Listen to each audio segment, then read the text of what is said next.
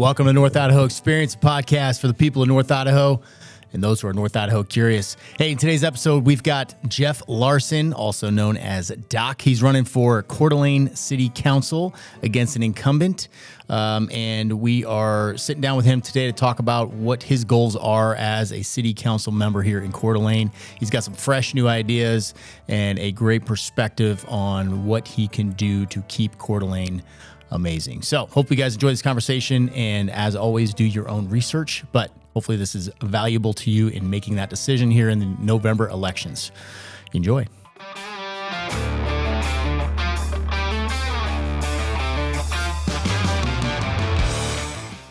Hey. Hi. Welcome. And it begins. Yes. Let the games begin. Let's dive in. Jeff Larson, welcome to the show. Also known as Doc. You're well known around downtown. I don't know how to take that. Is that a good thing? Or? Depends on the city you're in, I guess. Like Wallace, early 1900s, maybe not a good thing, right? Yeah. Right. But yeah, Coeur d'Alene right now, no, it's probably a good thing. Jeff is running for Coeur d'Alene City Council. Just found this out the other day. You put your application in at the final moments when it was possible. So we immediately decided we need to have him on the podcast so we can hash this out, so you guys can learn what he's all about. I'm rooting for you. Let's start with that. Appreciate it. What's your background? Military, obviously. Obviously, yeah. So a lot of people don't know, but I'm originally from Canada. Don't worry. Whoa. Yeah. Whoa. I escaped. Okay. I followed my mother and stepfather. They moved down to San Antonio, Texas before I did. She went down on the NAFTA agreement. She was a nurse. And then I came down to visit, and they took one look at me and said, "You should probably stay here," because I was a delinquent. And then I got a green card. I joined the United States Army. I was a medic, preventive medicine tech, lab tech, counterintelligence special agent. Hence the name Doc. It's stuck. Even when I was a counter intel guy, they're like, "Hey, weren't you a medic?" Yeah. "Oh, so you're a doc." I'm Doc. That's the military. They love it. They love docs, man. That is a good nickname to have. How many years total military? 14 active duty. Dang. And then I did 6 contracting. And when I wasn't overseas, I was teaching at the counterintelligence course. So I got 7 overseas tours, 1 in Korea, 2 in Germany, 2 in Iraq, 2 in Afghanistan. And then the 2 in Afghanistan were supporting special operations guys, which was a whole new, eye-opener, amazing Did you have a big old beard at that point? No, I had a small beard. Okay. But because I had white hair, the locals thought I was like a djinn or something. It was quite fun. You had white hair back then, too? Oh, yeah. I went white at 30. I went salt and pepper at 21. I was rocking the George Clooney thing in my early years. No shit. Nice. Yeah. I'm a genetic anomaly, too, because no one in my family went even gray before the age of Now 60. bino. Yeah. Almost. Yeah. Okay. So that's a lot of service time. That's fantastic. I think for a community like Coeur d'Alene, that says a lot, right? This community seems to be almost entirely former first responders and veterans. The number I hear from the Veterans Club, which is a cool organization up here, by the way, if you're moving up here and want to get tied into a community of other vets and first responders, that's a great way to start, is that there's 22,000 veterans in North Idaho. Wow. That's a shocking number. That is shocking. Because the population in total is like 200,000. I don't know. Nothing crazy. I don't know how many first responders, but there's probably an equal amount. So, 1, it's like the safest place on earth, in my opinion. 2, that's the voter base that you would be appealing to. So I think it's important to have a background like yours. And to all my brothers and sisters out there, I greatly appreciate all that they've done as well and sacrificed. It's being overseas and seeing some of the crazy. Mm-hmm. It's no mean feat to actually come back and have a normal life after all that kind of stuff. It blows my mind. I go to these. I go to the we call it the Patriot Pour. It's every Thursday now at the Best Western in Coeur d'Alene. Hit me up if you want details on that. By the way, it's a great thing going on, and the amount of experience in the room blows my mind. Right. We have there's a lot of Vietnam vets in there. There's a guy that survived the Tet Offensive and got shot. You've got a B-52 bomber, a pilot, and the stories he tells. I mean, he's said it. He's said, "I've killed hundreds of thousands of people," and he's deeply remorseful about it. Right? It's a crazy story, but that's the experience level. And then you've got guys that were in GWAT as well. So it's like the whole spectrum. And I freaking love it, man. I love that. And that's like, I think about that's the experience in Coeur d'Alene, North Idaho as a whole. There's so much of that here. It is cool to see all mixed up in all the different age ranges. And more importantly, I love seeing how committed a lot of them are to our local politics and to this community here. Yes. You know, that's where I think a lot of this is going to stem from. They all take a vested interest in keeping this community this way. That's where at the beginning you're like, I'm Canadian. Hold on a second. Man, but you look at it and you see what's happening in that country and how people's personal freedoms have been eroded. Who better to come up and say, hey, let's go ahead and work on our micro level here, my little sphere of influence. Let me try to lock this down and make sure we're not steering that way. We've talked a lot about Boise and how slowly but surely they seem to be eroding some of those personal freedoms and individual rights. So that's what one of the inspirational things about that group is, regardless of what era they came from, they're all like, yeah, you know, we all fought for that. And it's not for one set of values. It's so people can express those values. In the last week, I certainly can appreciate people's willingness to express values with civil discourse. So I want to get this out real quick to the group. So you're running for city council. When is that vote in comparison? Today's, I mean, by the time we release it, this is September 23rd? Yeah, 4th. September 24th. When is that vote? So the in-person vote's November 4th. And then they have early voting, which I believe starts the end of the second week of October, I think. Don't quote me on that. And then they have, you know, the whole ballot thing that you can send in ahead of time too. So one of the things I didn't realize when I threw my hat in the ring for this is the time frame. I thought I had a little bit more time to get out there because not other than being downtown, there's not a lot of people that really know me. They don't know where I've come from, what I want to do and help out with the city and the population here. So I'm kind of up against the wire when you're going against an incumbent who's got name recognition. Right. So that's the first problem I've kind of run into with the time frame of all of these things. Who are you running against? Amy Evans. Okay. And how long has she been in city council? 12 years. Man, I'm going to go back real quick. I'm thinking about military experience, and I know I've barely bumped into local politics, just kind of being a part like of negotiations with our collective bargaining group and everything else. I've just kind of bumped into that, and I've got military experience too. Politics is a whole different demon. Oh, man. I mean, we talk about this, the belly of the beast. What personal and professional experience do you rely on the most to prepare you for something like this? Well, it's funny you mention that. I didn't realize what I was getting into until 30 minutes after I threw my hat in the ring. My phone started going off, text messages, emails from groups. We want to talk to you. We want to interview you. The things that I've got on my side from the military, obviously, is, leading in high crisis and difficult places and situations, being able to handle crisis management and stress. It's no stranger to me. Even when I was in the medical field, I worked in the ER, being deployed and having orders go off around you. Like you I don't want to say desensitize after a while, but you get really good at figuring out how to handle situations and problem solving while all hell's breaking loose. Yeah, compartmentalizing, priorities. There will be a time to think about it afterwards, right? Right. It's like the world kind of slows down and you have the ability to think things out. So I'd say the military leadership too, but also I've been in business here since about a year after. So I got here in Idaho for my last deployment, January 2017. And the year after that, I formed a company with two fine gentlemen called Quantum Star Technologies, which was a cybersecurity artificial intelligence startup, and talk about drinking from the fire hose. Like I thought I kind of knew things, and I was wrong. So that experience was really good. We didn't, unfortunately, go too far with it or as far as we would have liked, but the experience was fantastic.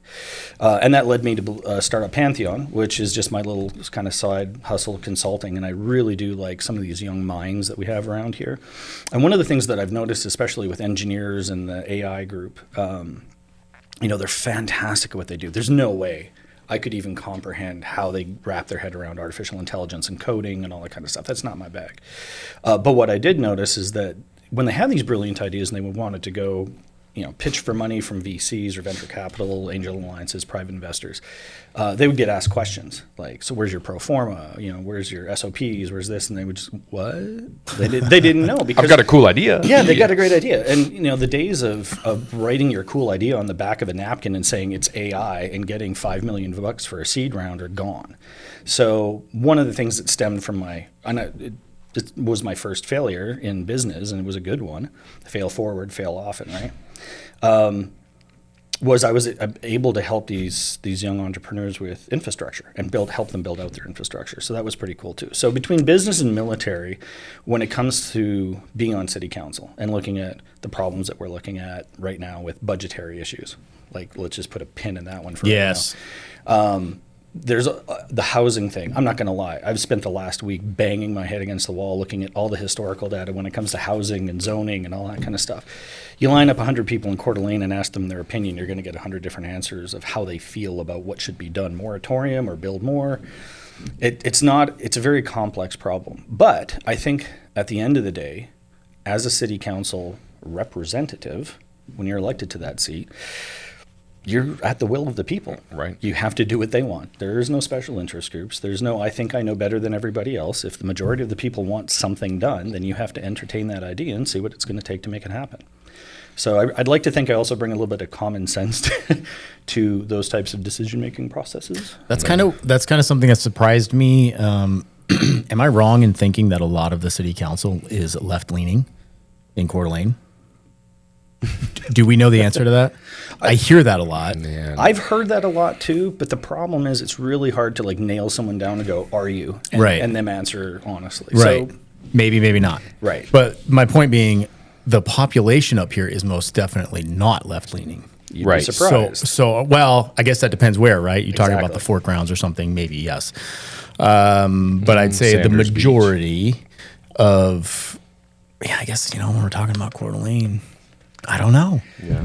There's an underground grouping. Okay, again, I've just learned all of this Sure, for yeah. 3 weeks, so some of this might need to be fact checked. But I have found that there are a lot of very quiet people that do vote that are definitely liberal, Right. and it's really hard to capture the conservative side because one of the other things that I've found out very quickly is that the conservative side of our population up here is fractured. Yes. It is so fractured. I thought there's like maybe 1 or 2, 3 groups top. No, there's like 12, and they all hate each other. And to me, you have to take a step back and look at it. Number one, you're never going to get anything done if you're all infighting. Okay, that's the first one. And number two, I think Napoleon was the one that said this: like, never interrupt an enemy when they're making a mistake. And so the liberals are sitting back and they're just letting everybody tear themselves to pieces on the right, and they're just laughing. Because they know at some point in the future they're going to do what they do best, which is slowly erode everything and get in. I can't understand, and I know it's not the point of this conversation, but I can't understand why they would want to change anything. I mean, to me, and I think most of us up here, this place is like a paradise. It's exactly everything I always wanted.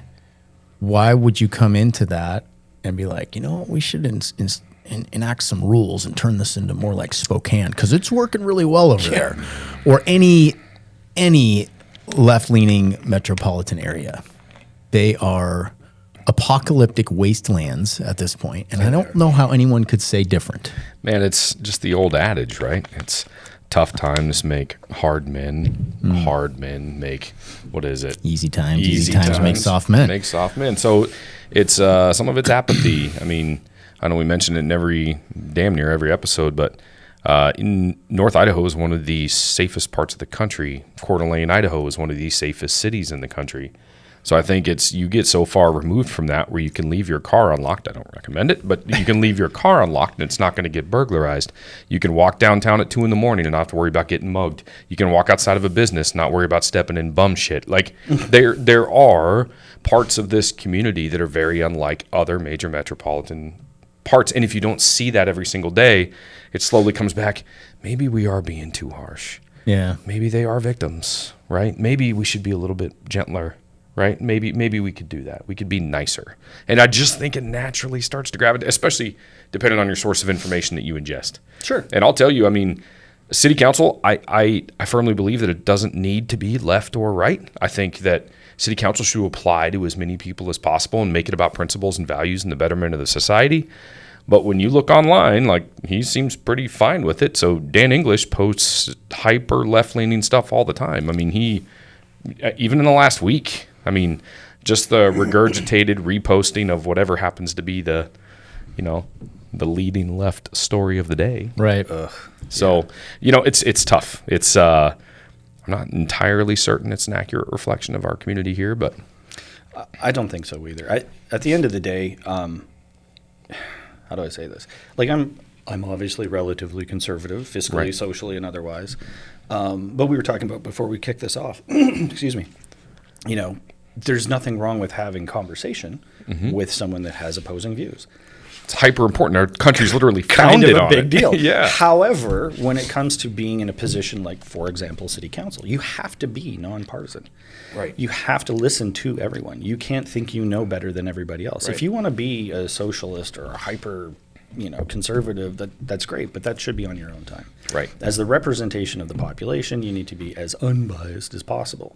The greatest good for the greatest number is that, the goal, right? Yeah, at the end of the day, that's what you get elected for, is the majority wins, right?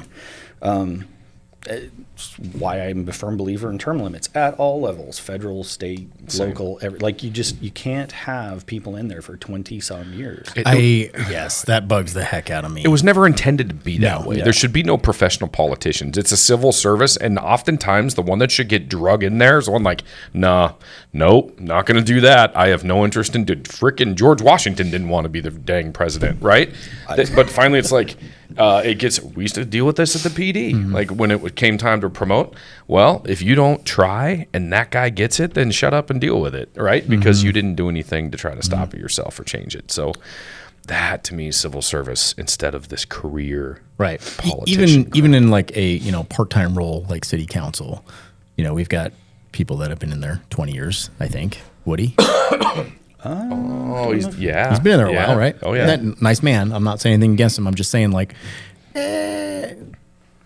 I feel like they're too prone to developing personal relationships that can then be fostered through your role. I'm not saying anybody's doing that. I'm just saying you'd be more prone to it if you're in there that long. 100%. Right? Yeah. What was the catalyst that made you say, I'm doing this? Yeah. So I was having it's kind of a funny story. I was having a bad day.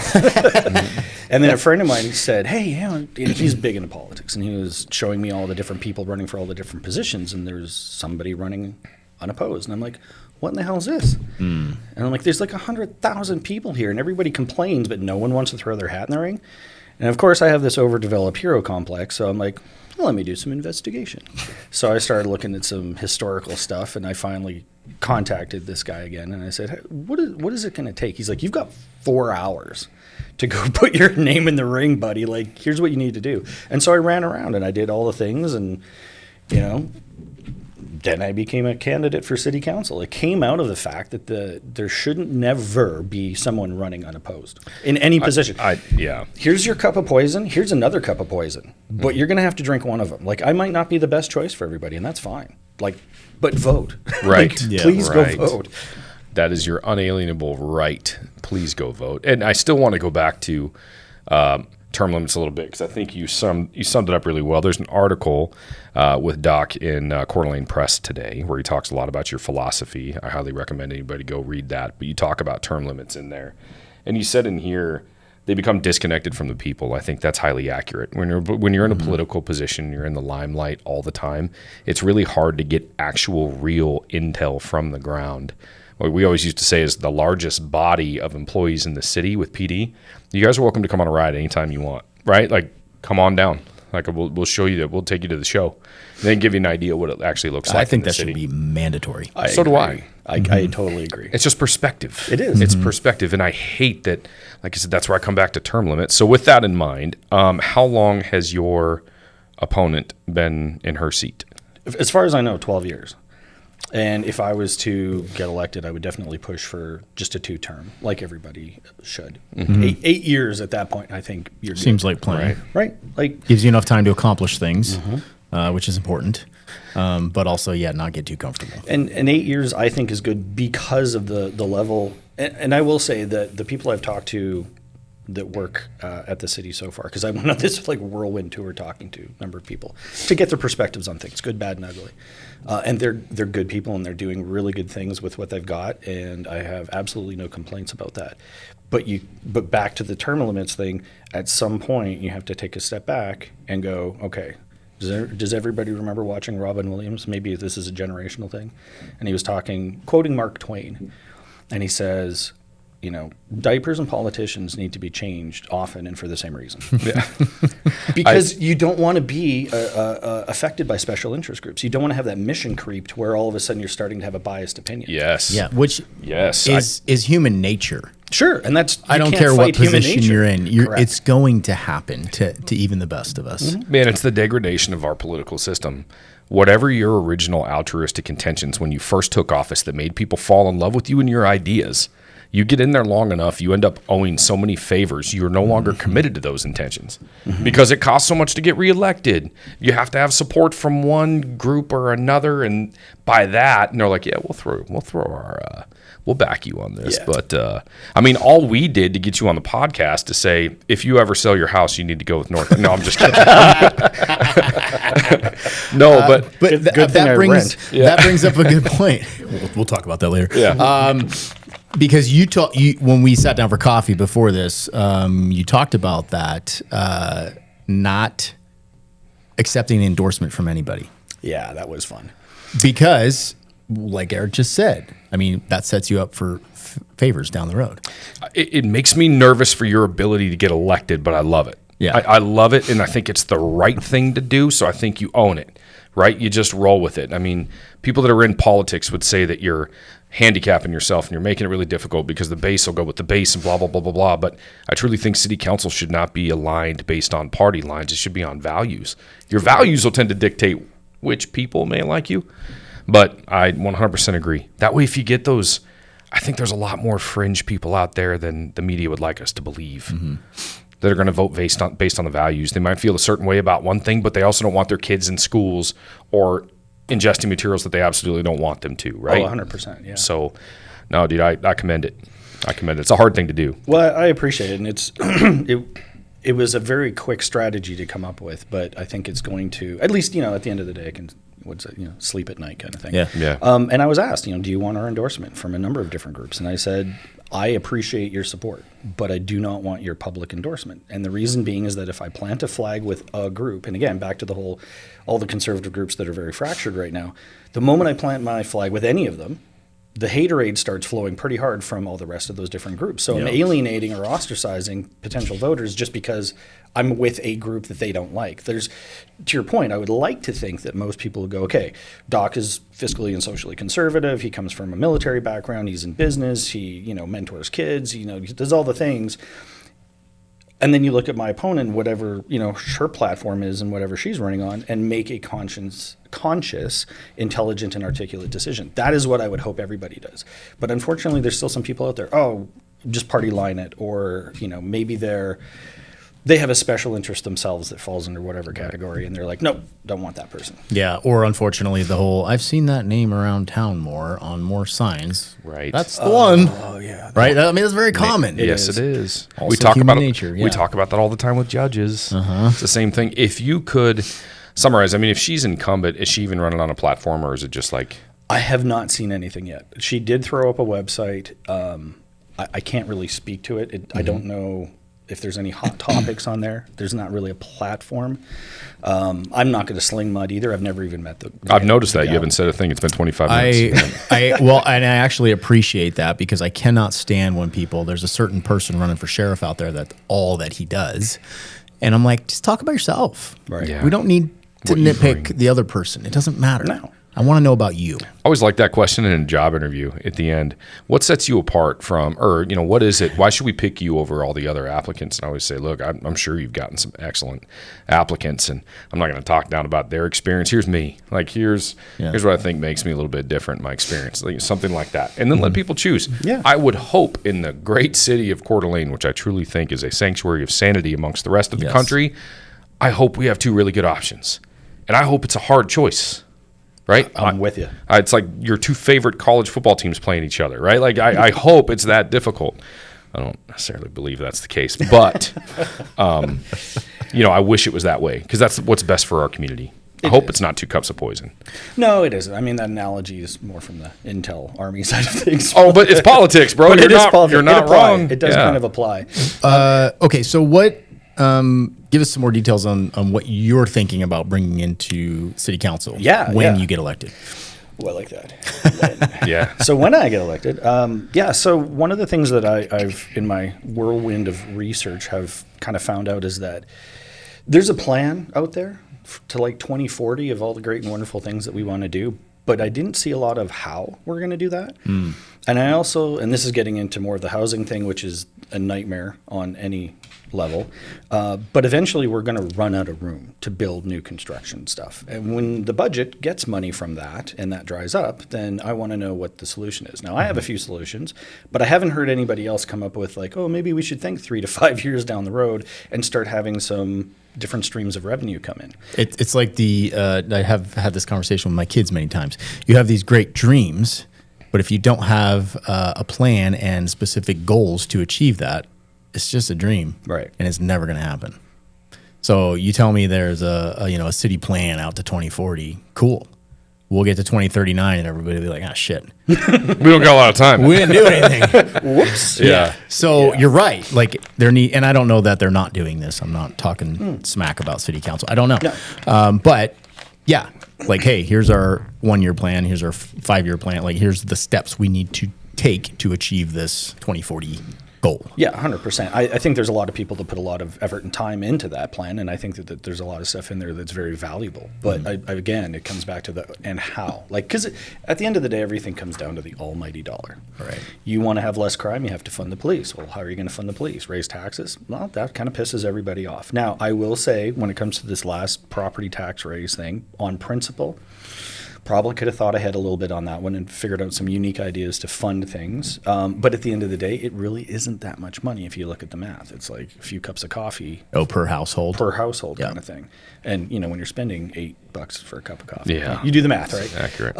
So, is it that big of an impact? No, but the problem is if you do it every year at that 3% plus 1% foregone tax, it does add up over time, like 5-10 years. If you do that every year, what does that look like in the end? Mm-hmm. So I think that, on principle, we should exhaust all other options on trying to get money into the general fund before we start looking at raising taxes. In some cases, it might be an inevitability. But I'd also like to think that we've got enough smart people walking around that we can figure out how to fix that problem before it becomes one. Mm-hmm. One of the things that I would really like to address is implementing emerging technology. I've been in technology the last 6 years, and I'm blown away by some of the stuff that's out there. And there's stuff out there right now, like let's just take an example of solar energy. There are tons of really cool inventions that are like clear, not the black solar panels. So you can put them as windows or on top of windows. You can't tell. And they generate, excuse me, they generate, megawatts if you have enough of them.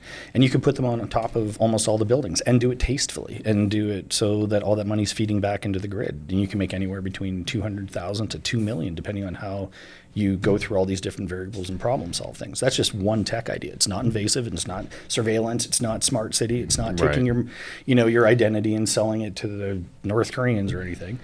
But that's one idea on how to generate money that we could get grants for. We don't even have to pay for, hopefully, as a city.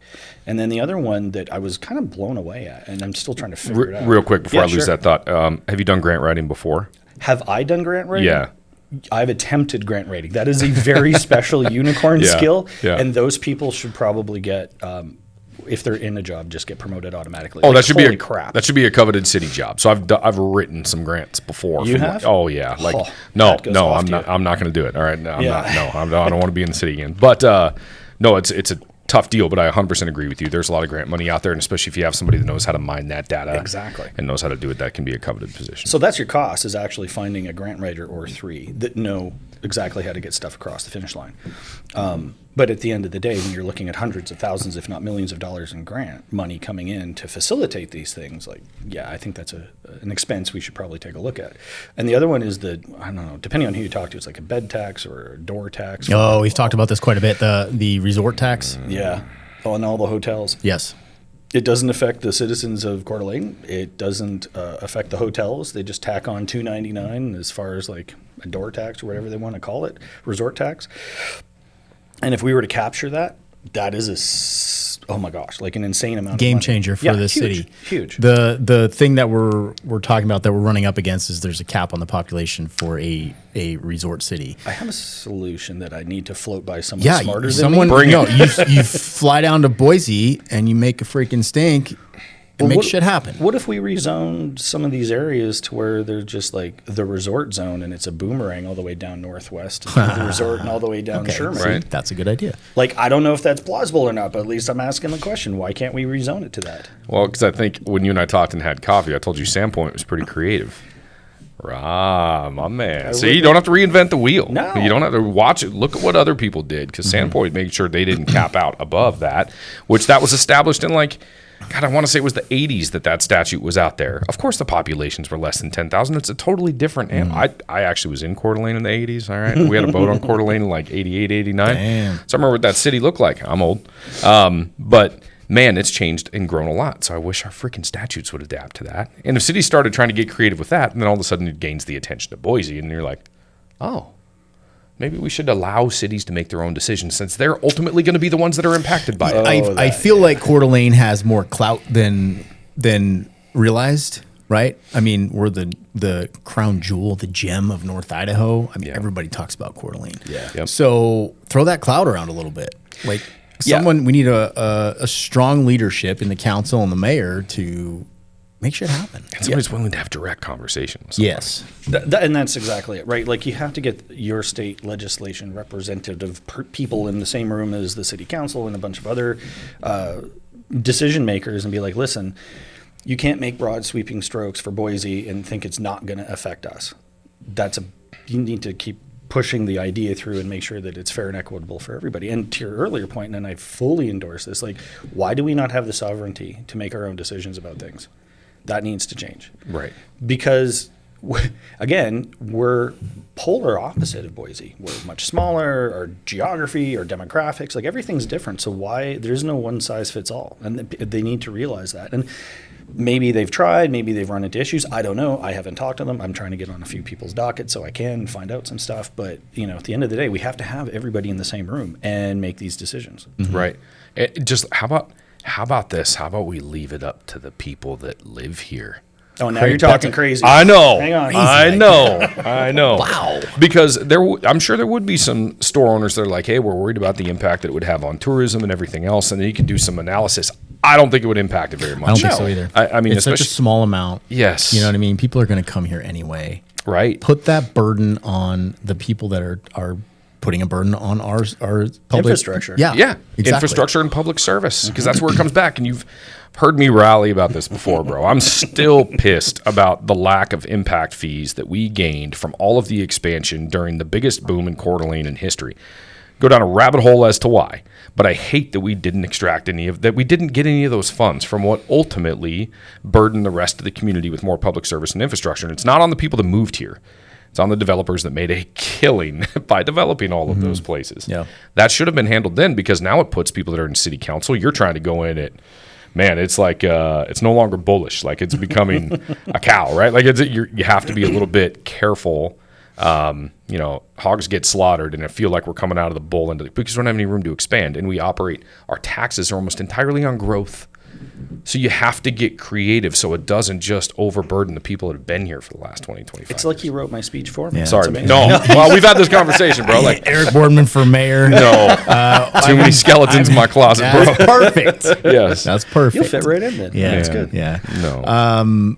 Man, so, okay. You talked about the technology side of it and bringing technology into it. Do you think there will be pushback? I know people on the right tend to hear technology and then they're like, 15-minute cities, and I don't even know what the fuck that shit is, but it's a valid concern. It is a valid concern. You're not talking about that. No. See, and that comes with the education piece, right? And it's really hard. Well, let me rephrase that. Most people, if you put out there, hey, this is what we're doing, and you just put it at the most basic level, feel free to ask questions. Like, this is the idea, this is how we're going to do it, this is how it's going to impact you. If you have any questions, ask. Most people will get it and go, oh, you're not trying to, run a surveillance state on me kind of thing. Right. The problem is when you get some of these people that are, the moment they hear technology, like they Jekyll and Hyde, and they're like, no, we can't have that here. And then they go through this long list of reasons why. but it has literally zero to do with what your proposal is. So all of the stuff that I'm proposing has nothing to do with smart cities. It has nothing to do with capturing someone's data and using it against them or selling it off to Facebook or whatever. It's literally hardware type stuff. There's this grandiose plan that I had, which is impossible, I think, but it would literally make it to where no one would have to worry about the budget ever again, kind of thing. And that is putting up a medium data center right by the airport in Hayden, and then have Post Falls, Hayden, Rathdrum, Coeur d'Alene, and maybe even Athol contribute to it in one form or another. And then the money generated from it, just a medium size, and I mean eco-friendly too, like not using water from the aquifer, using an oil base. Like there's all these emerging technologies that we could use that are super eco-friendly, keeps all the costs down.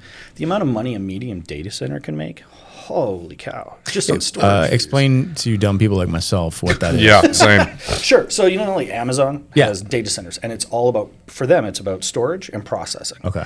So you have a computer, and it processes information. Well, you can have a server stack, and you can have like 100 of these things. Well, especially with the micronizing technology that we have on speed dial now, and you have these server racks, and you just add all these server racks and add all these server racks, and what you have is a small data center. We'll just use that as an example, that you can have disaster relief storage. So like companies, medium to big size companies, they want to have, if something catastrophic happens, like here's a good one, cybersecurity attack, and they lose all their data, all their historical stuff, they can't do anything.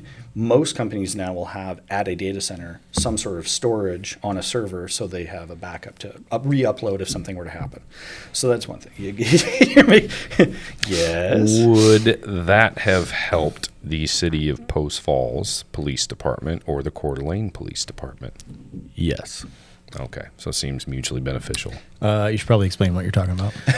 Well, both those agencies there, it was actually infiltrated not through, Post Falls might have been through their department, but it actually came in backdoored through a different department of the city, is my understanding, with an old network node or something, from an old technology, but infiltrated, went in, planted a bug. They held the whole thing for ransom and basically said they were going to shut down the whole network unless they paid them a considerable amount of money that I don't know. Yeah, right. I think it happened twice in Postal. Yes. That's completely insane. Oh, yeah. Well, literally. I don't think a lot of people know that even happened. Oh, yeah. That was definitely a thing. It was in the news. I'm pretty sure I can talk about that. But what's crazy is when you bring in these companies that are experts in that, the cost to replace your entire network and drive out anything that could potentially hold something like that is astronomically higher than what it is to pay them and hope that they don't come get you again. But these places run like businesses. You call these places, and it's like a call center. They're like, "Oh, you're Coeur d'Alene? I'm going to transfer you to Yev," and then he'll friggin' pick it up, and that guy's the dude that it controlling your contract. It's wild. Damn. It's an entire industry. It's not like in some dark building somewhere. It's just sitting out in a different country, and this is what they do for a living. Yeah, I have, I will say, a lot of experience with cybersecurity, being the CEO of a startup in cybersecurity and artificial intelligence. And I would go through every day. First thing I do with my routine is I look at all the new malware that is being deployed from North Korea or any of these other actors. I put that as a feather in your cap. That's relatively recent, and it costs a lot of money. Well, and so the end result of that whole piece is there's reasons that there's memes out there that say, cybersecurity budget before and after, and it's like pennies and then stacks of cash. For that very reason, it's so expensive to try and unass and fix those problems once they've come in. And you got to remember, the bad guys don't sleep 24/7. Oh yeah, they're at it. Well, especially with AI now. Oh, it's getting rougher. Yes, because it can just continue to be looking and prodding and poking for weakness. And there's tons of different ways to get into that stuff. I could go down the rabbit hole and give you all the different vectors of how phishing is a good one. Yeah. Social engineering is another one.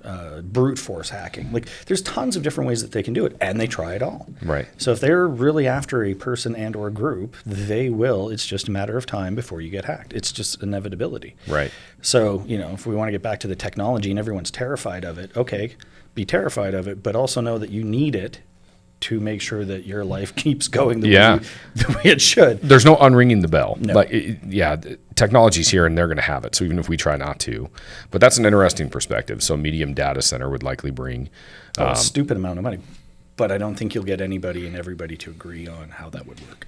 Right. That's the problem, is you've got a lot of people that will then have their interests, and I don't think, honestly, anything will get done. It's a great dream. I think it would be wonderful for not only, education of young people in the universities and high schools around here, supplements a lot of money to the general fund. I mean, like, there's lots of bonuses to it. And yeah, I'm sure there's some downsides to it as well. I don't see a lot of them.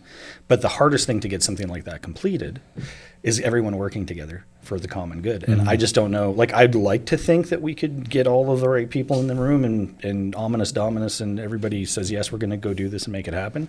I just don't see it, though. Do you have any good like case studies for reference on cities that have implemented something similar?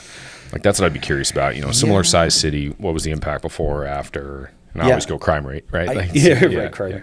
There, no increase in crime rate that I know of. I do, but I don't have it on me. I can say that the biggest concern is energy consumption. Right.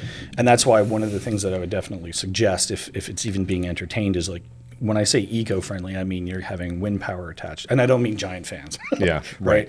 I mean, you've got these carbon nanofiber cylinders that are like trickle chargers that you could put on the roof. You could put everything in solar. You could use thermal. Like, there's tons of different things that you can do to offset energy costs, which would be the biggest complaint, I think, from most people, is how much it would cost to run a data center. Yeah. But you got to remember, too, we're living in an area where it's like the cheapest power damn near in the entire all 50 states. So that shouldn't be too big of a worry. Right. I guess my concern would be, would that huge power consumption then cause everyone's power bill to go up? Or something like that. I don't think so. I think you could, obviously I'm not a math guy or a science guy to the level of being able to go, here's the numbers. But I would imagine that if you offset enough of the energy consumption with renewable energy of one form or another, it shouldn't be that much of a pull. It shouldn't be. But again, you'd have to do an impact study to find out. It'll take 10 years. Oh, no. We had talked about when we were having coffee, you had another idea about cleaning up the lake. And that, I feel like you may get a lot more buy-in because that lake is so critically important to North Idaho and Coeur d'Alene as a whole. And if you don't know, there is some pollution issues there because of mining back in the day. Some of the sediment, I believe, is contaminated with heavy metals. I'm sure some of that gets into the water in general. You had some thoughts on that? Yeah, so there's technologies out there that is a combination of what I would call heavy metal chelation. It's done in humans. It can also be done to soil. And then drone technology. So you have basically like an underwater Hoover that goes around, and you just turn it loose. And it sucks up all of the silt at the bottom. I think the biggest problem is just how deep the lake is, and that probably needs to kind of get figured out. It's not like you can keep running an extension cord, right?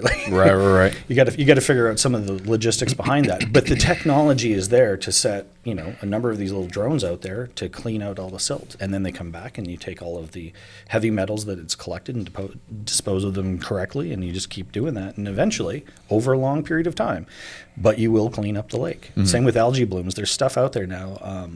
In biotech, it's like shocking a pool. You just throw it in there and poof, gone. Yeah, That's awesome. We just had one of those pop up. I live in Hauser, and they just had a blue algae plume pop up, which happens every couple years. Sure. And I know we've got it in Fernan. I mean, Fernan Lake's really, really bad for that. And I would venture to guess that with all of those things, there probably some sort of grant eligibility. I mean, especially on the cleanup of the silt, something like that. But I would agree. I think there's grants out there for almost anything. You just got to look for them. Right. And know how to adapt and then adapt your application. No, that's wild. What would change gears a little bit? So one of your first priorities, based on the article I read, was public safety. How do you juggle keeping those guys, keeping those men and women that are in blue, where we're down 70% Part 1 crimes with a big population increase? How do you juggle keeping them here with the budget? Well, in there lies the rub. So you kind of have to put more money in the general fund. And if we've addressed all the issues already as far as it's coming down the pipe to where we're going to have, unless we have unique ideas to bring in revenue, we're going to have to potentially cut things. And that's how, if like you guys have been around law enforcement, right? First thing to go, once they start doing budgetary cuts, is, retirement for police. And then there's going to be the police themselves, and then fire and EMS. And then you're going to turn the place looking into Portland, Seattle, and Los Angeles. That's how that goes. Historically, that's what's going to happen. So to get ahead of that and to make sure that they are taken care of, they need to be the primary focus. Because without that, everything starts degrading rapidly into society. Right. So unique ideas on bringing in revenue, like those two with technology and ed tax, that's a good one. I would definitely concentrate on those first before getting into any type of taxes on property or things like that and increasing that every year.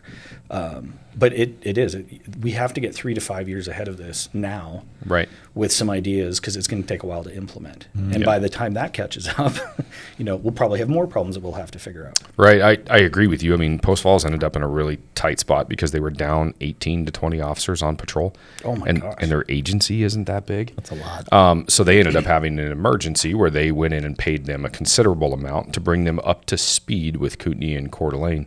Well, Coeur d'Alene's always been kind of setting the bar a little bit.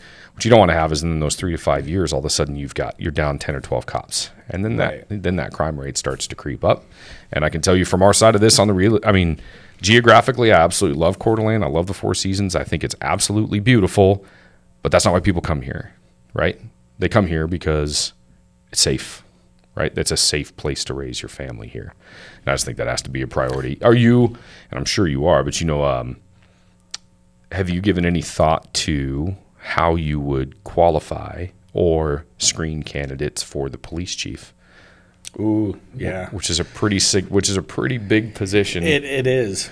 And again, it's one of those positions where you're just going to get nothing but flack. Doesn't matter if you're right, wrong, or indifferent. So it's got to be somebody that's, can take that.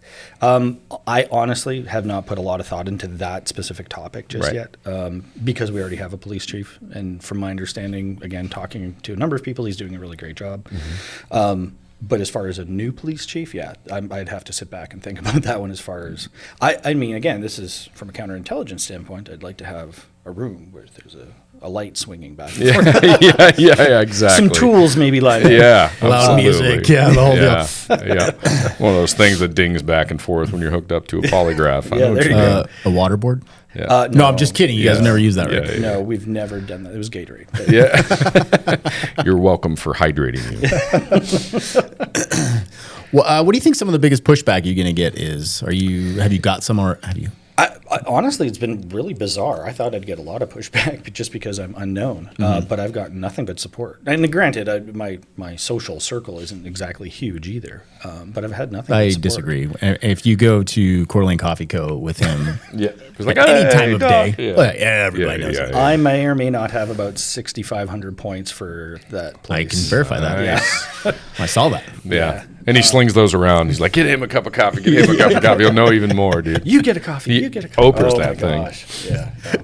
I think the biggest problem I'm running into is name recognition. The social psychology of running against an incumbent is difficult because at the end of the day, people will default to, even if it's just the name that they recognize versus somebody that they don't. So that's the biggest one I'm running into. I haven't run into any other major issues, honestly. Everybody's been really supportive. Are you spending money on this? Not yet. In fact, a couple people in some other groups have been on me. They're like, dude, you need to get, a treasurer and an accountant and fundraising and all this kind of stuff. And I'm like, I hate all of that idea. Yeah. I'm not saying it's not necessary because it's just the nature of the beast, but I have been really reluctant to go and have people donate money to me. I'm just not wired that way. Like, yeah, signs are important. Again, people see the name, they're like, oh, there's somebody else running.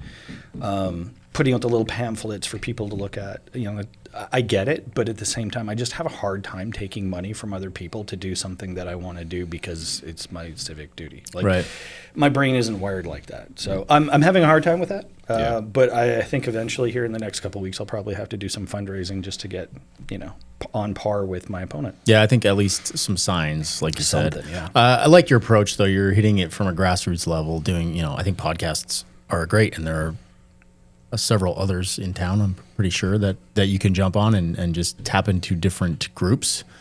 So, yeah, I like sitting down and talking to somebody for an hour because then you kind of get a feel for them. Well, I don't like snippets. You get through all the, prepackaged Yes. stuff, right? Like everybody's got like in politics, they got their 4 or 5 minute spiel. Yeah. But podcast, you get an opportunity to talk about a Right. whole bunch of things, get a feel for who they are. I think that's why it was so largely popular in our last presidential race. It's like once you weed through the stuff, Yeah. then all of a sudden you're going to find out what they're all about, Yeah. which is kind of cool. And speaking of, is there anything, and I don't know, I truly don't know the answer to this, with when you're running for city council and there's opposition, is anything set up where you guys can have a debate or a conversation or anything where people could watch, say it's a venue like this? I know we'd support that if they want to use this for a venue. But I'd love to get the two of you and then just ask questions, like moderate it. Is there a thing for that?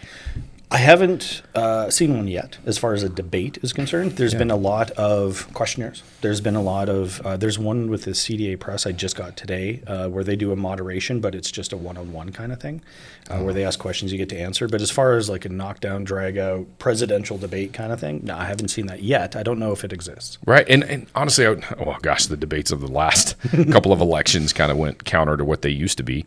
But I'd love to see one with, halfway decent civil discourse and, regulated and not coming from a place of animosity or hate, but more, hey, here's what I think's for the betterment of the city. There would be so much value in that. Right. Just to see how people react to difficult questions. Right. There's And if you go with that form and it doesn't cost anything, it can save people from having to contribute to a campaign. Hey, Yes. go watch this and decide which one aligns with you the best. right. And if you have an incumbent who's been in however long, and they haven't had to do any of this, I would love to ask her those questions. Yeah.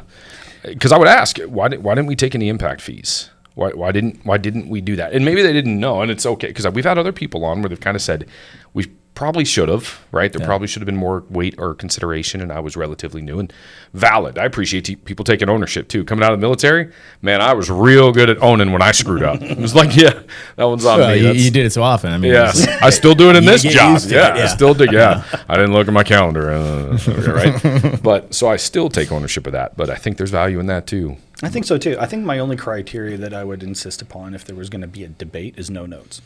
Oh, I like that. Yeah. Yeah. Hey, yeah, you bring what No you notes. brought. Yeah, What about earpieces that may look like an earring? no teleprompters. Is that okay? I'm going to go with no on that as well. I'm still just racking my head like, how did that happen? Yeah. Whatever. Yeah, It's like the higher up you go, just the more corrupt crap. Yes, It's yes. ridiculous. that's the downfall of our politics, man. Like I said, whatever your original intentions, by the time you actually get up there, you owe someone so much return on investment. Whatever you're a shell. Right. And that's what I hate about when you go up. As a tax-paying citizen, I would much rather, like, let's say it's for president, I would rather incur the expense out of my taxes to give them enough money to run a campaign, the same amount, Yes. with no private campaign contributions. Because they're going to get me for way more than that after the fact because of who they owe. Oh, Yep. yeah. I would much prefer that. Absolutely. There's so many things that would be very quickly implemented, if you could wave a magic wand. Get rid of lobbying in general. Just get rid of No, all it's of it. terrible. Get rid of or install term limits and then insider trading. Like, come on. I have no idea how there isn't a RICO going on Yeah. at that level because you walk in making $200,000 a year, but you're worth $126 million. What in the Chinese nine hells is that? Yes. Did you see the dude that made an app that just tracks? Yeah. Yes. It was awesome. Awesome. And Pelosi's return is like, something crazy. It's 26% higher than anybody on Wall Street could ever do. If you're beating Warren Buffett, then That's complete, guys. Come look, on. we're barking up Come the on. wrong tree. That would never happen in our government. They're an extremely trustworthy group of individuals. They would never look out for their own best interests at the expense of you and me. There you go. Talking crazy again. I lose my mind when I think about the federal government, so I try not to because and I know that's not the right idea, but there's literally nothing I can do to change anything at that level. What we can do is change it at this level. Yes. 100%. But I think that's the solution, bro. And we've talked about that before. Start here. Yes. Yeah. Be a shining example for places outside of here. Because I think we talked about that, like our policing model here. Other cities in Idaho picked that up because it was successful here. That's the way you do it with local government, right? If you do a good job, then other small cities or this size are going to go, huh? Yeah. Or you be a leader in spreads. technology or whatever it is, a clean ecosystem, whatever these things are, like you be a leader in that. Yeah.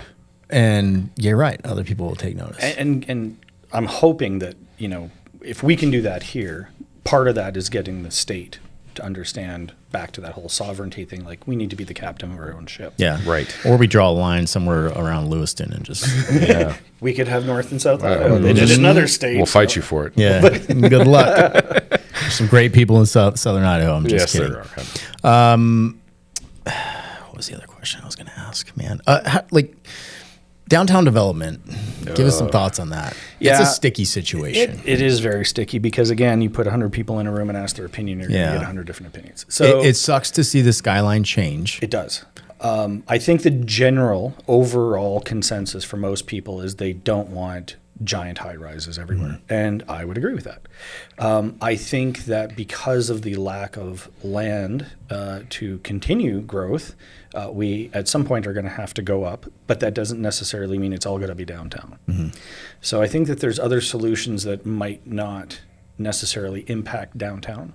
I think that the more we grow, like, we're going to see changes. Like, all these places around here, up and down the main drags, they're going to start changing because they have to. And it might not be in the next 3 years. Maybe it's in the next 10 years that we're going to see, where is it? Right by the Toyota dealership. There's that Oh, that old building. building that's On, been there abandoned for Kathleen. how long? At some point, I imagine that someone's going to be like, hey, I want to put in something really cool there. And they're going to make this giant commercial building. It's going to be 5 stories high. I'm okay with that kind of thing. Actually, you're about to see it get occupied. It's always occupied for like one of those Halloween. Oh, supply that's stores coming, over dude. there. It's that time of year. No, they moved that to Spirit. Black Sheep. What? Yeah. Drive by Black Sheep. Stepping The up. Halloween things there. My entire shift went there for an alarm once so we could clear the building. I'm not going to say we didn't put on a whole bunch of costumes, just run That's around looking awesome. like idiots. It was pretty. That's so fun. I hope someone recorded that. I don't care if it's out there, dude. I think I'm almost in my 6 months. I'm almost there. I think I'm good. Free and clear. Statute of limitations. you're though. out. I was the sergeant, by the way. I was Fully good. endorse that ab- idea. Absolutely. See, that's fun. why I can't be in politics, man. Lack of professionalism, dude. Well, okay. So, and you said earlier that you've been researching the housing issue up here. yeah. Do you have any thoughts on that, or is this too soon? I know it's like we've talked about a million times. Sure. I don't have a solution, man, and I know it is a problem, right? The cost of housing here is exorbitant.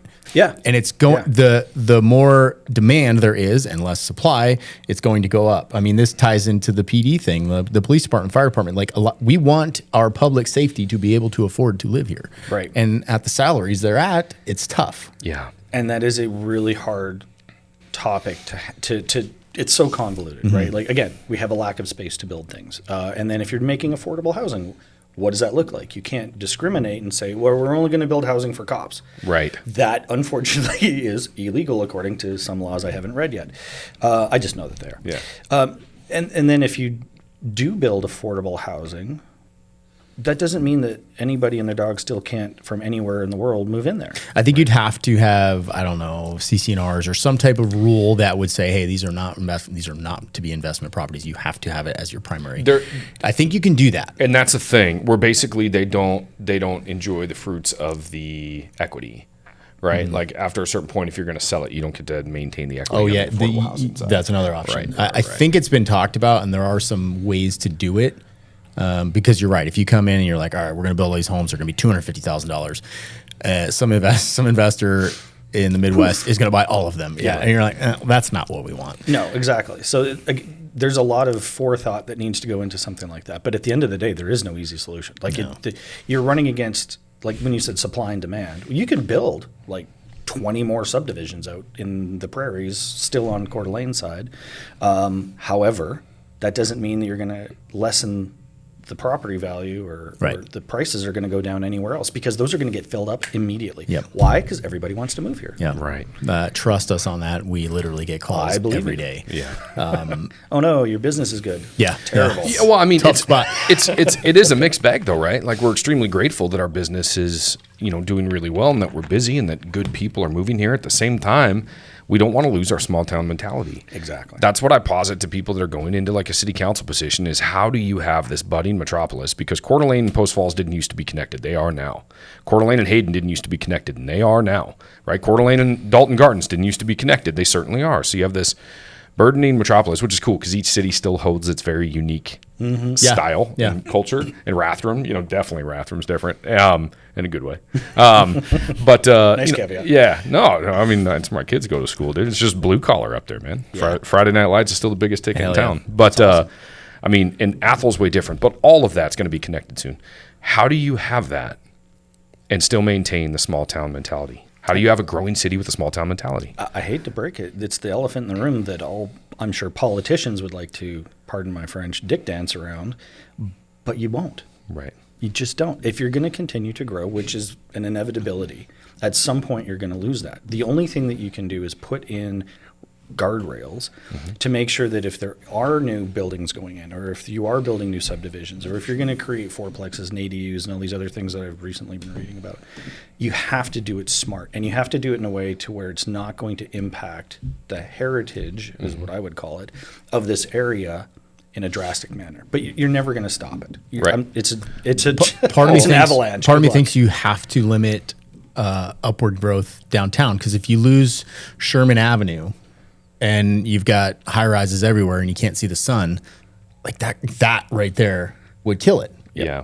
I think the downtown charm is critical. I would agree with you. You don't want this place looking like Seattle. You don't want high rises everywhere. I will say, I think there's things that they've done in the past that really helped, and some of that was Hagedon. I mean, McEwen Park and Tubbs Hill are iconic, and there's no houses on there, and I don't think that won't change. No. Those aren't going anywhere. Right. City Beach and City Park, those aren't going to go anywhere, right? Those aren't going to get filled with houses. Those are going to remain public. So I think there were some things that protected from some of it. You just don't want high rises surrounding all of them. Exactly. Right? Otherwise, the kids out there in their underwear jumping off of Tubbs Hill, like, you still want to see that. That's like iconic North Idaho, right? Like, you want them out messing around and having a good time and being active. I still think that's entrenched in our community here. But I would say I think there's a way to protect the heritage. It is just, we are a 25-year throwback. It is face-to-face communications and handshakes and groups and meetings with other people, even if they don't agree. And, the veterans group,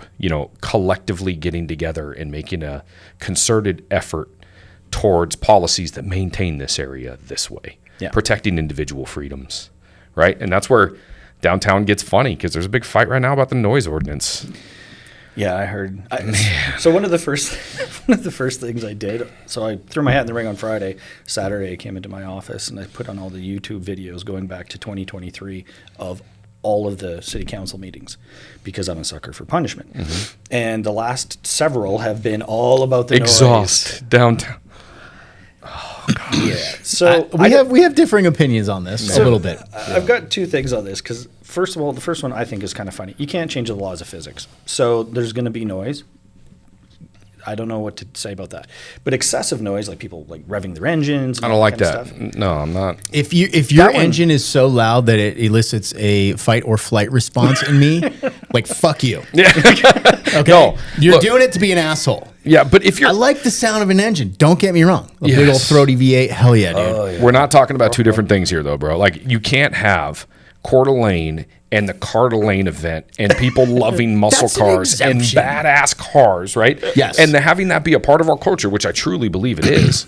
And then all of a sudden complain that them and an idol at a stoplight is too loud for you. Now, if they're racing, I'm okay with the idol. Yeah, it's the guy, or gal.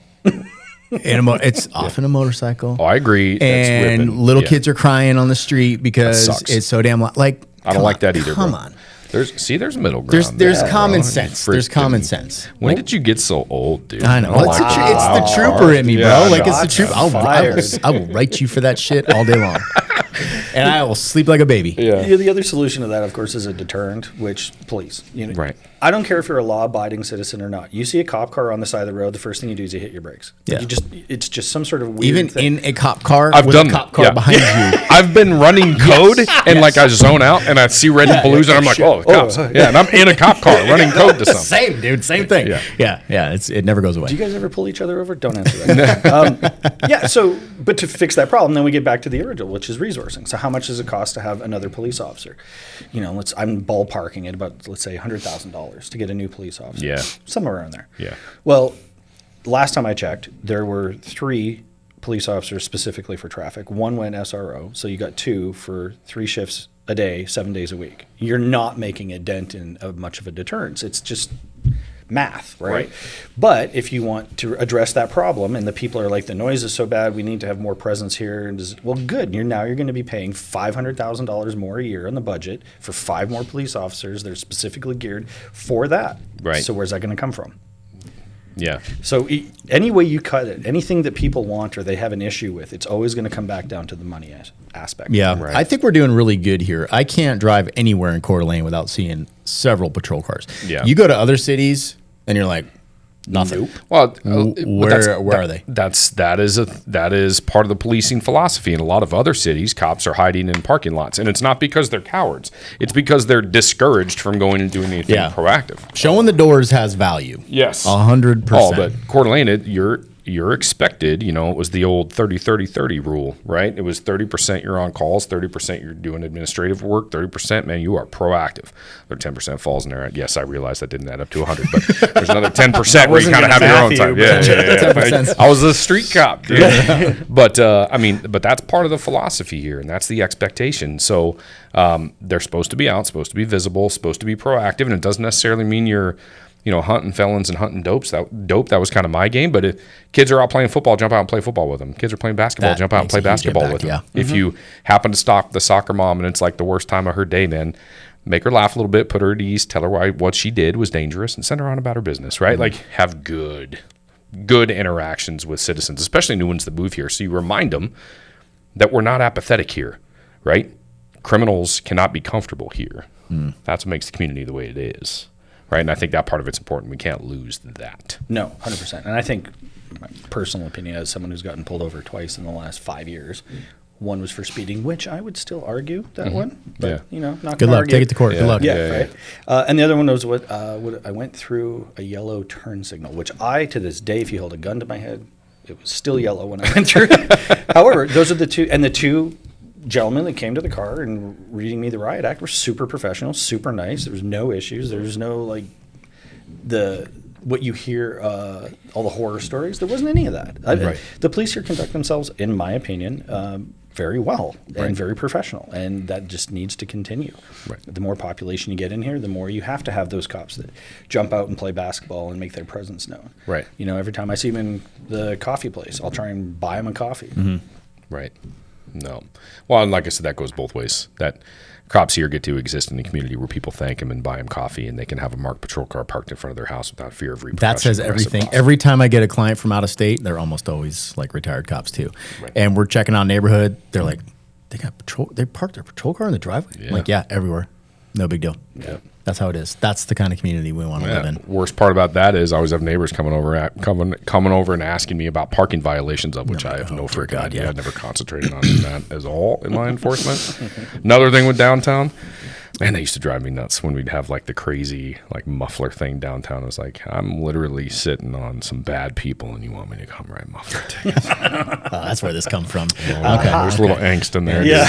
Why don't they just send ISP down there and let them? That's what they would do in our communities. They'd be like, send in a task force or a strike team or whatever, and like just today you're hammering this thing, and then send in the troopers. Oh, they do that. I mean, ISP definitely works downtown, especially on DUIs. Yeah, Yep. okay. Oh, yeah. They'll bring in a whole task force, which is great, and it actually curbed a lot of the crashes and a lot of the traffic-related deaths and injuries and stuff like that. Well, it's just like it was on the water. I mean, Marine deputies, that's the first thing I did when I came up here. And, man, I had a summer when I was on dive rescue where I had my hands on a lot of bodies. And it was, tended to be, OUI-related crashes on the water. And then they hammered that. Like, there has to be accountability. Yeah. And now it reduced a lot of the crashes, which is crazy because Coeur d'Alene sometimes gets It's so busy.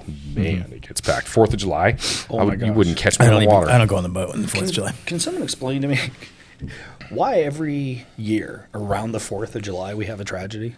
Can someone explain that to me? It's got to be just too many people in a small area, Right. And something like that. And normally it's, the perpetrators, if I'm not mistaken, are like from out of town. They're not from here. Right. A lot of times. I mean, it was weird. I mean, you're talking about one of them was the shooting that was in the downtown park on the 4th. That was that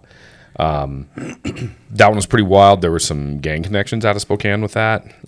Those were some weird years that we had here because of COVID. Mm-hmm. Washington shut everything down, and they didn't shut it down in Coeur d'Alene, so they would come over here in mass and then go downtown. And it was chaos, you know, a whole different level of crime that we weren't used to downtown. So then we curbed that too, but that kind of handled itself. But yeah, that is weird. I mean, it's right in summer, right where it starts getting hot. I think more people are interacting face to face. Yep. Probably drinking too much, doing some other stuff a little too much. Yeah, that can do it. I guess. I just found it weird. Like since I've been here, it's like around the 4th of July every year, there's some weird stuff that goes on. That's true. That's accurate. Anyway. What do you love most about Coeur d'Alene? Oh wow.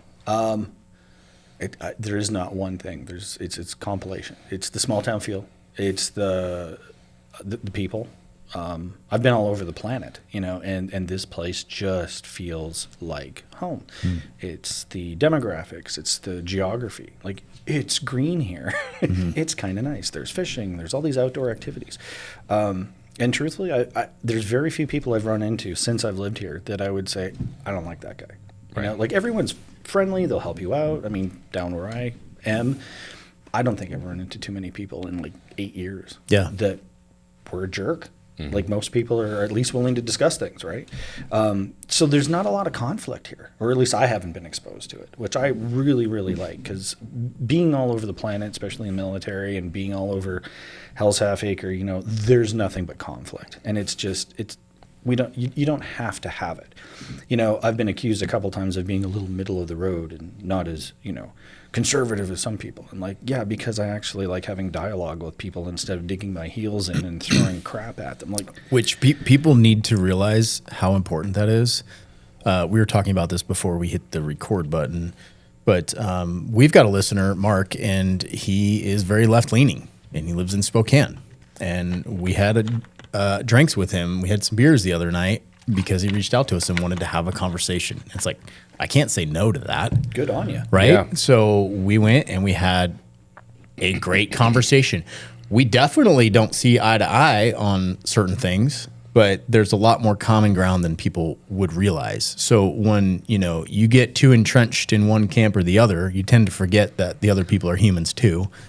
And this society was built on differing opinions and finding the common ground that works for the most amount of people, I think, and it's incredibly important. Yeah. I think values and principles came first and parties came later, right? Like, everybody's dividing themselves right now based on their party affiliation, and I just wish, and especially with what's going on nationally, I think we just go back to values and principles, and that starts with, you know, being honest with yourself about your own values and principles.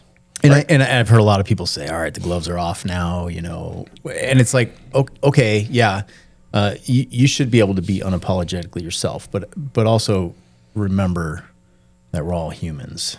Yeah. And we're all cohabiting, and we need to find, like, you can't just hate the other side.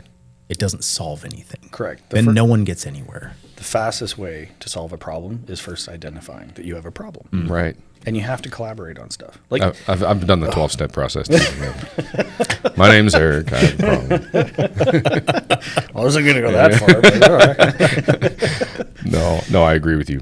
I agree with you entirely. At first, you have to look at it and actually be honest with yourself and ignore the outside noise. And I wish everybody could do that. How about you write out and think to yourself and write out your own value statement or your own mission statement? You do that for companies. Right. Mission, vision, values. Why don't we do that for ourselves? And then see how far. I would love to put 20 people in a room, 10 Democrats, 10 Republicans. Write down your values and what you think is actually important, not thinking about politics at all. Write them out. Then let's compare. See how close we are. I bet you would find a lot of comparisons, like good ones. Yep. Yes. Hey, do you know that no matter how much you hate each other, you agree on these 3 topics? Right. Yeah. Oh, weird. Yeah, and freaking media, man. Legacy media has done such an incredible job of driving a wedge, and you know, there's fringe groups on both sides that are very extreme, and media has made us all believe that that's the norm on either side, and it's not. It's not. It's 80% of the population just want to get up, go to work, come home. You know, they want to be happy and exist and all that. It's, to your point, it's those fringe people, the vocal minorities, the people that are greedy or want power. You know, those are the people that are usually causing the biggest of issues. Right. And it's not the normal average person. They just want to be left alone to do what they want to do. Yeah, I just want to raise my family and live my life. That's it. That's it. It's pretty freaking easy. Yeah. Man. What else? Man, hit me with your best shot. Dude, I go all Pat Benatar, dude. Okay. Let's see. Didn't you do an apology or something for that song? It was so disappointing. Let me think. So, all right. Do you think should Coeur d'Alene PD be the highest paid officers in our local area? Wow. That's shout out to Coeur d'Alene PD. Man, Yeah, way to take care of My people, boys bro. looking out. Did you have a bet with someone? No. Looking out for my boys. I don't know. It's tough, right? Because I sat there on the other side of the negotiating table talking to city council, talking to the mayor, and then talking to the city planner and everything else. And it's a tough deal all the way around. I can appreciate the budgets. Coeur d'Alene kind of always has been. They kind of set the bar because we're one of the only agencies in the state that has collective bargaining. And it's tough, man, because you've got Washington over there that's paying their cops more and more because it's hard to pay them enough to be cops. Geez, I wonder why. Because they're not allowed to be cops. Right. That's the first and foremost thing. And to answer your question, I would say not just Coeur d'Alene, but I think all law enforcement in this area, the wage needs to go up. And it needs to be so you can afford a house or at the very least a decent apartment. At the end of the day, like we can't be a training ground and then lose people to the other side just because it's higher wages. I had that argument, like with, in this case, it was county commissioners. Say, look, man, you're losing. Look how much money you've already invested in this person. By the time they get out of the academy, you're at X. By the time you get them geared up, by the time they're a decent cop, $1 million? It's a lot. It's a lot of money. I mean, I think we'd estimate right around $350,000, $400,000. Okay. By the time you get a cop that's capable of handling just about every call for service, and you're just going to kick that loose, like you think it's apples to apples, taking a brand new cop straight out of the academy and replacing them with a 4.5-year one that went to Spokane for more pay. That's not the same. No. And what's going to happen is you're going to end up with 2 brand new cops that go into a house, and then you're going to have 12 people sit around for 6 months and decide that they may or may not have done something slightly different that may or may not have yielded a more favorable outcome, and then you're going to pay for it, right? Pay for it on the front end or pay for it on the back. 100%. Right? So you just got to be able to think like long term. I know that it's tough to budget, but safety is what a huge priority in this area and why people come here. And it sucks sitting across the table from a kid. I say kid, like a younger cop. Say, yeah, man, we like you. You're good enough to work here and put your life on the line for the citizens of this city. You just can't afford to live here. Yeah. Yeah, that is always going to be a major That's tough. But the question is, what other incentive programs can we come up with? Like, yes, we have to go. Like, I don't know if we can do dollar for dollar. Like, I don't know what that math looks like, but I'm pretty sure it's excessive. But what other incentive programs can we come up with, right? There's got to be another. I like to try and do the out of the box solutions for things. Right. Maybe there's things that will keep a police officer. Yeah, you're not getting paid as much as you would in Spokane, but there's these benefits that you're throwing in that make it worthwhile staying here. Oh yeah, Like you get to take people to jail. Yeah, that is cool. It is a lot of fun. No. But it's good to hear you say that because there are other creative avenues, and a lot of times the city likes it if it's pre-tax, right? Because that way their dollars go a little bit further and they're not paying payroll taxes. You know, whether it's VIPA benefits or pursuing a medical retirement. Simple truth of the matter is, if you're a cop for a career, you don't last as long as everybody else does. Yeah, it breaks your body and can break your mind too. So, and I know Boise was able to achieve they have a medical retirement down there.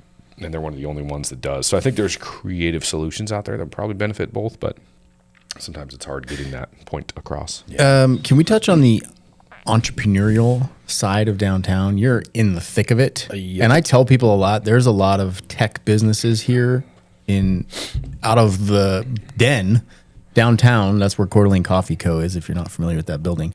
That would blow people's minds. Oh, yeah. Yeah, I've been working with a number of small companies that are just mind-blowing.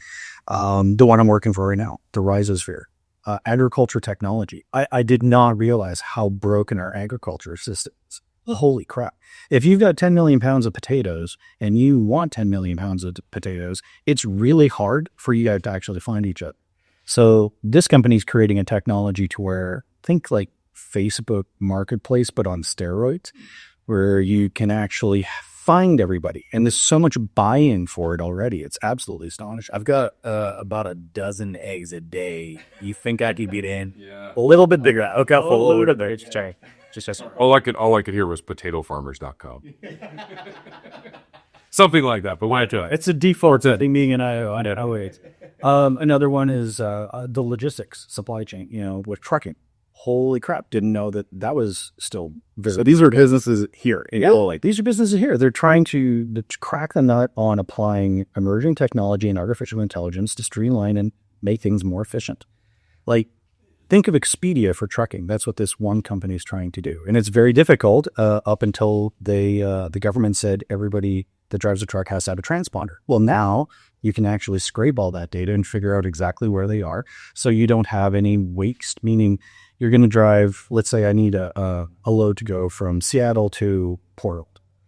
I type into the computer, I need a load with these specifications, 26-foot bed, it's got to be refrigerated, whatever. And then whoop, all of a sudden all these things pop up. And you just go, I want that one because it's got 5 stars. So that's like Uber for it. Yeah, Uber, Expedia, hybrid thing, right? Very cool.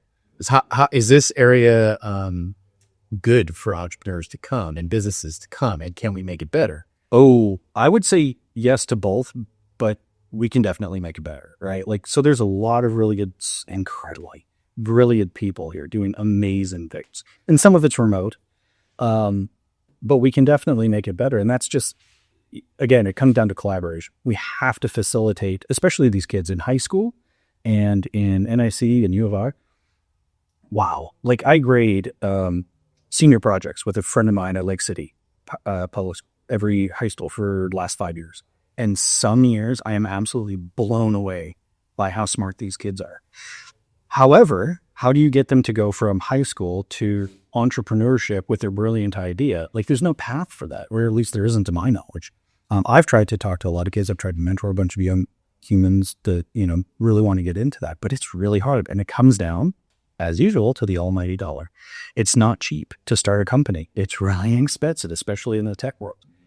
So I think that there's a lot of different solutions, collaborating, getting grant money, having dedicated grant writers. We live in per capita, one of the wealthiest places in the nation. Mm-hmm. There's got to be a way that we can de-risk things for investors to where they're much more apt to throw money in for a first-time entrepreneur. And that's the big one right there. Nowadays, back in the day, right, pre-COVID, it was, you had a great idea, you wrote it on a napkin and handed it to someone, and they give you like $3 million. Woohoo, you're off and running. The odds of you succeeding are about 10%.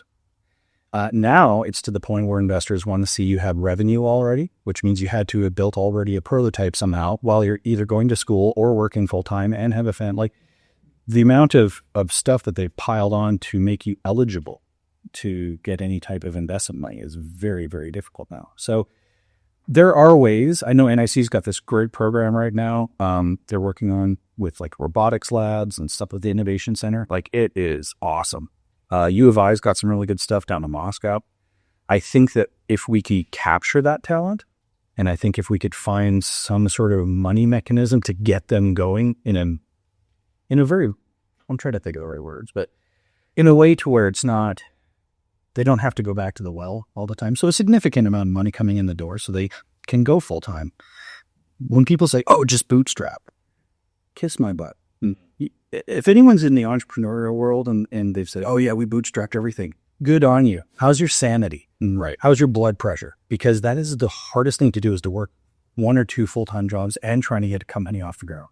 So anyway, I'm babbling now, but at the end of the day, I think that there is definitely a way to capture the entrepreneurial spirit that is built here and has been thriving, and just take it to the next level. And a lot of that's going to have to come with some collaboration between groups that normally don't talk to each other. Yeah, I like the idea of building up businesses that way. We had a talk with our friend Bill Kirk. He runs a Washington Gun Law. Smart guy. He's over. He's got a great YouTube channel, by the way.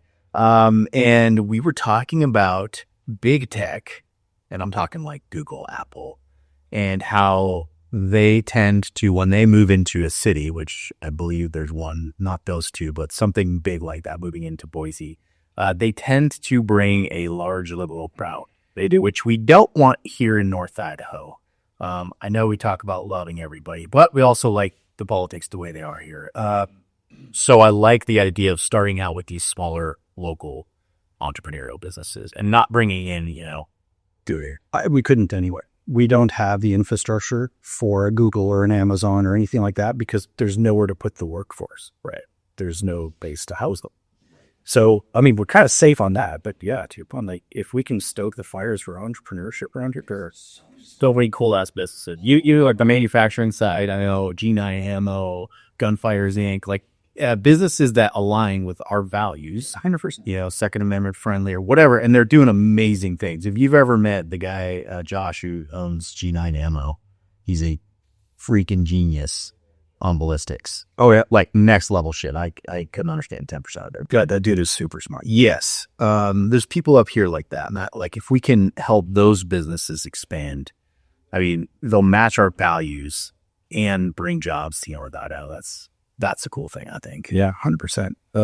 I wish there was more, and this gets into commercial real estate. Yeah. Because something like, for example, biotech, you need a lab.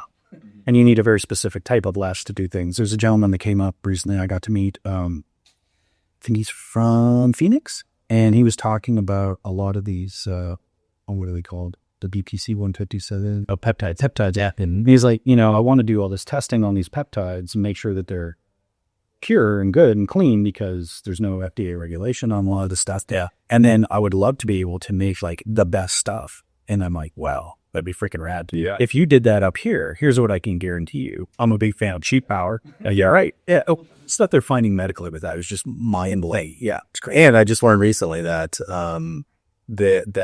pharmacists can prescribe peptides right off you, so you don't need to go to a doctor. I was saying, Oh, that's nice. Medicine Man Pharmacy, which is up here, they have peptides, and I'm trying to get the details on how to get that directly from them. But point me, that's really cool. Yeah, no, it'd be.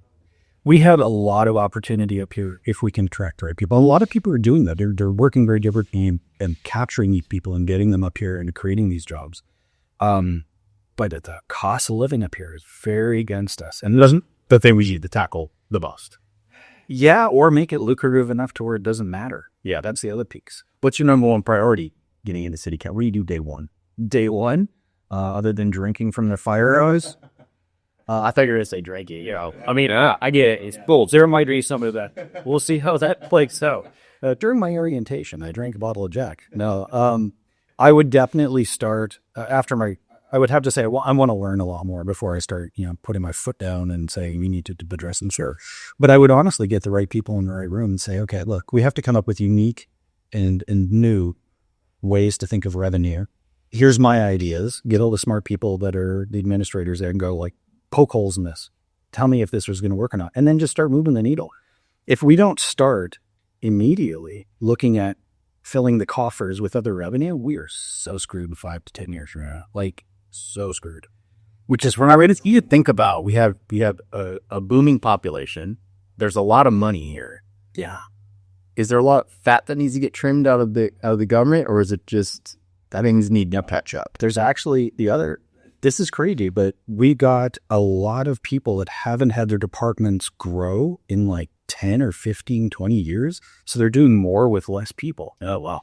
Now, I think that you could, harping on the technology thing, you could probably bring in different forms of technology and platforms to make things way more efficient. And therefore, you don't have a lot of people wasting time on stuff. But no, there's not a lot of fat to trim. Okay, that's good to know. I wish there was. Yeah, I could say. Yeah, and you cut something out, but it's hard when you have a growing city. All those departments are necessary, and we put a further burden on the infrastructure by having more people. Yeah, right. Yeah, building department, everything. Right. Yeah. DNB. And I will say, talking to some of these people and doing my own research, someone was really smart a long time ago and figured out we need to increase wastewater management. We need to do, hell yeah. Like there was some forethought 20 years ago, I think. And it's doing us a massive service right now because our water is great. Our waste is great. Right. We've really taken care of stuff for future generations back then. I couldn't give you an exact date. Some of them have to fact check me on that one. But we are in a really good position on some things that normally would just. Yeah, those are level aimless if you have to deal with that. You'd have it somewhere. Like we have great wastewater treatment facility down there by the college. Yeah, that was a smart clay. I know this isn't a city thing, but I have a bone to pick with the county about the dump rules. It used to be 2,000 pounds a day that you could, as a resident of Cooney County, that you could drop off for free at the dump, and now it's 1,000 pounds. They lowered it. Oh yeah, I paid quite a bit. Yeah. So, and the lady I was paying for my last dump run, the lady was like, I actually hate it because now I have to run credit cards constantly. And it used to be most people could sneak through under the 2,000 pound. Right. Yeah. There you go. Well, it's funny when you're thinking about wastewater and water. It was like going through the departments, be like, we're going to prepare for this big development, this big population boom. And then you got to roads, and you're like, yeah, F that. Or these exactly never that they are. These are going to be just fine. We'll be flying cars by then. Totally. Wow. I will say that there's probably some ideas, again, around the sanitation piece, which it doesn't really fall under SIFI, but like this is a number of years ago, there's a gal with 2 PhDs from MIT, and I think she was down in Lewiston or something. She figured out to take literally any kind of plastic and turn it into diesel fuel. Oh, that's impressive. We don't recycle here. We say we do. We have our blue bins. Yeah. Oh, yeah. I've heard that too. Yeah. I think we should probably just throw it all in the river and let it flush down to Spokane. Yeah. I'm not a violent person. No, I think that and again, if we had the right plan in place, we could take a lot of those recyclables and actually do something with them at low to no cost and put money back in the coffers. Like, again, I don't know because I haven't talked to any of these people that have been in their positions for years and years, and in some cases years. But where are the unique ideas to solve these problems? Because I haven't seen any. Yeah, I think you just fall victim. When you've been in there long enough, we talk about that. You atrophy a little bit, and you fall victim to, well, this is the way we've always done it. License. Wish you to piss me off. True. Oh, yeah. Yeah. Absolutely. Yeah. So, I fresh blood, man. Fresh blood. I'm all for it. And I think you'll get some pushback just because of the mentality here, because you're talking about a lot of things that would be considered environmental. First off, I'm a fiscal conservative. Let people yell at me. I do believe in when we can do it smartly and it makes sense to protect our environment. I love the forest and I love the lake and I love the ocean the way that it is. It doesn't mean we put all stop and go freaking Green New Deal, but there are things out there that could make some sense, right? Yeah, I think that is the problem you're pushing against is anytime people have been conditioned on the right to hear anything related to the environment are like, the bullshit here goes off, right? Yeah. For good reason, for a lot of it. But education, man, it's not a good thing yet. Right. Oh, I love me some education. Yeah. Like when you hit people with facts and statistics and history, like, where are you going to go from there? Right. What do you want to argue at that point? There was a guy recently that said facts over feelings. What was his name? Crazy. Oh, Charlie Kirk. That's who I must. Yeah, facts over feelings. Are you guys both Gen X? I don't know what that means. I was born in 80. I'm 83. Is that a lie? I think you are. I think you're. Yeah. Or a Sennial or something. Yeah, I'm something weird. I'm thinking of a Z. That's why cool. I just love the tagline that they gave Gen X, which is we don't care about your feelings. Yeah. The best time to drop them. I was born after Mount St. Helens blew up, so I was your next. Repop. I know, right? No, it's cool. When your hair looks like mine. You said your hair looked like that when you were 25. All right, so they changes the game. I also have that accent. It's good. Oh, shit. We're pushing an hour and a half. I think we ought call it. Yeah, okay. I know. That's a long time. If you made it this far, congratulations. Jeff Larson. So running for city council. When you see that name, Jeff Larson, on there, also known as Doc. Check that box. I think maybe I don't normally take a stance, but I know you and I know you come from the right place, so I appreciate it. Yeah, I'm all into it. I would be very comfortable putting up a venue for you guys to have a conversation together if the person you're running against would care to do that. Yeah, I think that would be great for the voting population, just to have a collection of ideas and then actually be able to make a good informed decision. I think that'd be fantastic. I'm down for it. Awesome. We just got to figure out how to get older. I know. I mean, in fairness, if the incumbent always wins, which tends to be the thing here, that's really, really hard to go grassroots, right? That why would you risk it? Well, unless you're confident in your policies and your applications, right? If you're confident in your policies and applications, then let's go. Let's have a conversation. That's going to do nothing to make our community better. No. I highly encourage it. Absolutely. Cool. Well, thank you, brother. It's been a fun chat. Yeah, I appreciate it. Thanks, guys, for having me on. I will expedite this so it comes out in the next couple of weeks. So it's not after the election. Yeah. That would be a little counterproductive. Yes. Yeah, and if you're listening, please, do your own research, of course. But hopefully, this conversation was valuable to you and shed some light on on the commissioner's race that's coming up. Yeah, it's a bigger thing than people realize, man. They just kind of assume Coeur d'Alene keeps chugging along, but there's a lot of big decisions. Don't be complacent and apathetic. Yes, Get involved. Yes, be proactive. It's always easier to have preventative maintenance than corrective maintenance. I learned that in the military. So let's be preventative and focus on the people that are actually going into office. Do you have a website? I do. Okay. We'll link that in there. So if people want to find out more, do their own research, we'll link that in the comment section. So people Show together. So that would good. Yeah, been a pleasure, brother. Yeah, awesome. Cheers. Thanks. Later.